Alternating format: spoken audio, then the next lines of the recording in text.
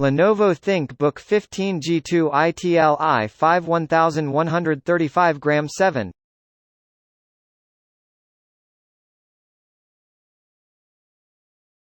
Lenovo offers Intel and AMD versions of the ThinkBook 15 General 2, but I am reviewing an Intel-based version of the product, so I'll focus on that. There are two processor choices, the 11th generation Intel Core i5-1135G7 found in the review unit or the slightly more capable Core i7-1165G7. Both are quad-core parts, and both offer integrated Intel Iris Xe graphics.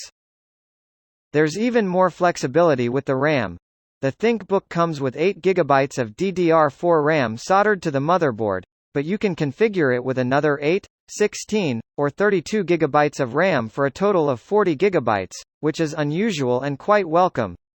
The review unit has just 8 GB of RAM. And storage is more flexible still. Where the review unit ships with just a single 512 GB M2 NVMe-based SSD drive, the ThinkBook can be configured with up to 2 drives, the second of which can be SSD or a 2.5-inch hard drive, HDD. If you go with 2 SSDs, you can have up to 1 TB of storage, but an SSD-HDD combo can be configured to a total of 2 TB. Performance has been, well, adequate, especially for the traditional productivity apps, Microsoft Office, a modern web browser, that most in the target market will use. But I recommend upgrading the RAM to at least 16 GB and possibly the processor if you have higher-end needs.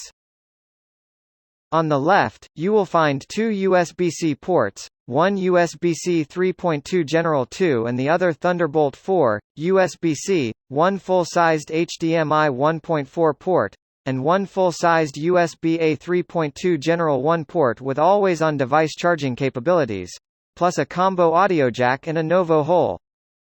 On the right, there is a 4-in-1 card reader, a full-sized USB-A 3.2 General 1 port, and an Ethernet port.